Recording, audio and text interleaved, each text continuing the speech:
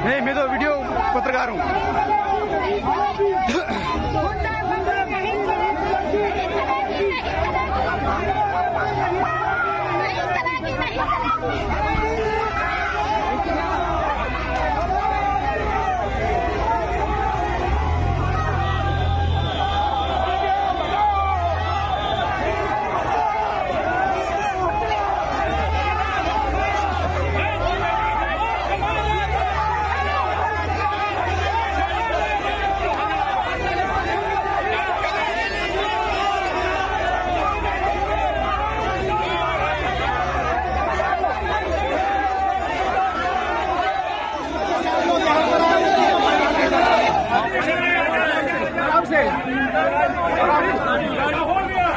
प्रधानमंत्री खड़े हुए हैं।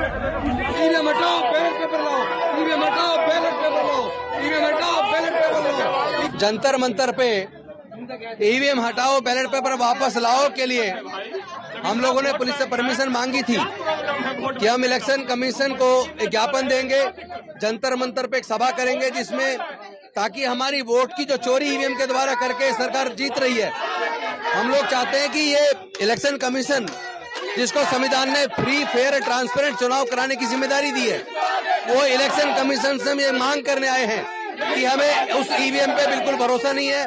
जिस ईवीएम को बनाने वाली मशीन की जो कंपनी है भारत इलेक्ट्रॉनिक्स लिमिटेड, उसके 7 इंडिपेंडेंट डायरेक्टर में से जिसके 4 डायरेक्टर भारतीय जनता पार्टी के पदाधिकारी हैं, और हम इलेक्शन कमीशन से मांग करते हैं कि हमें बिल्कुल भी ईवीएम पे भरोसा नहीं है, हमें बैलेट पेपर वापस लाना है, हमें बैलेट पेपर वापस चाहिए। हम आपका काम देख चुके हैं, हमने देखा जिस तरह चंडीगढ़ के मेयर के चुनाव में आपके बीजेपी के पदाधिकारी को प्रिजाइडिंग ऑफिसर बना के और जिस तरह की धोखाधड़ी की गई, इंडिया गठबंधन के 20 में से 8 मतों को इनवैलिड करार दे दिया और 20 के मुकाबले 16 मत वाली बीजेपी को मेयर बनाया गया।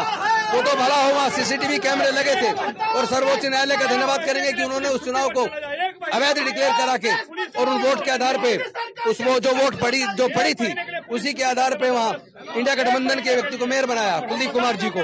लेकिन हम इस लड़ाई को तब तक जारी रखेंगे जब तक ईवीएम हटाकर बैलेट पेपर वापस नहीं आ जाता। और ये जो फंडामेंटल राइट है, ये देश के संविधान ने हमें दिए हैं, उसका दिल्ली की पुलिस उसका वायलेशन कर रही है। अगर जंतर मंतर पे भी हम सरकार के खिलाफ धरना प्रदर्शन करके अगर अपने वोट के अधिकार को सुरक्षित करने की मांग नहीं कर सकते तो हम जाएंगे कहाँ? हम निश्चित तौर पर इस लड़ाई को लड़ेंगे और हम जीतेंगे। मोदी तेरी तानाशाही,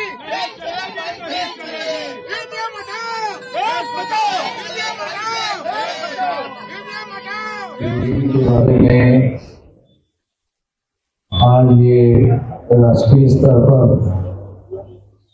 मुद्दा बना हुआ है।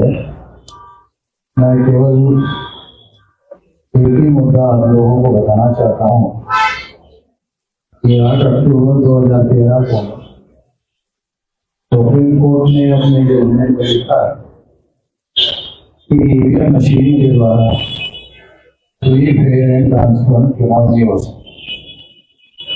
ये खबर नेशनल मीडिया में फ्रंट पेज पर आनी चाहिए थी। बहुत दुख के साथ कहना पड़ रहा है, किसी भी अखबार में अखबार के पिछले पन्ने पर भी और इस खबर को ब्लैकआउट कर दिया गया। आपके माध्यम से मैं केवल इतना ही कहना चाहता हूँ, जब सुप्रीम कोर्ट ऐसा कहती है कि केवल ईवीएम मशीन के द्वारा फ्री फेयर एंड ट्रांसपेरेंट चुनाव नहीं हो सकता, तो इसका मतलब सुप्रीम कोर्ट ने सारी चीज छानबीन करने के बाद ही कहा।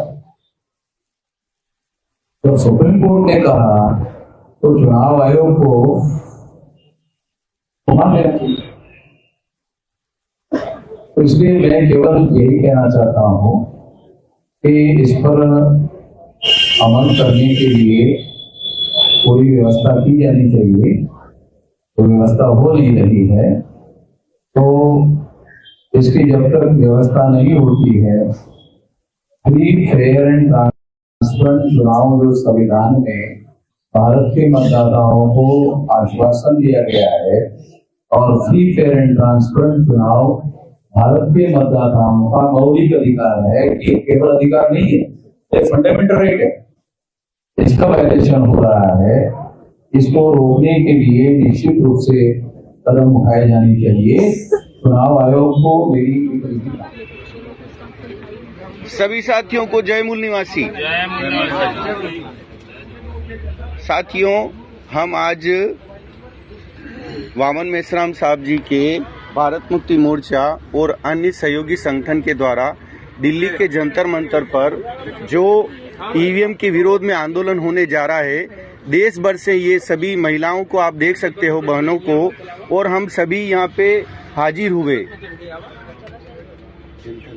पूरी रात के हम जगे हुए हैं ट्रेन के अंदर, सफर के अंदर, और हम यहाँ पर पहुंचे और हमारे को पुलिस के द्वारा यहाँ पर डिटेन किया गया है।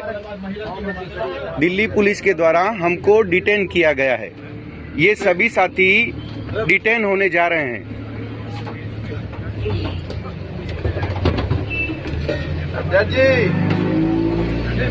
साथियों, देख सकते हैं आप, हमें डिटेन किया गया है। इस तरह हम लोग जेल बहुत जाते हैं।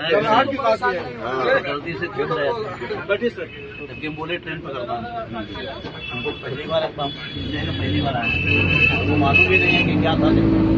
तो खैर कोई बात नहीं, लेकिन तो गलत है। जब हम बोल रहे हैं कि हम इसमें शामिल नहीं है, फिर आप हमको ये कर रहे हैं तो गलत कर रहे हैं। ऐसा तो गलत है नहीं, बैरिकेडिंग लग जाना चाहिए। उधर ही आदमी घूम रहा था तो उसको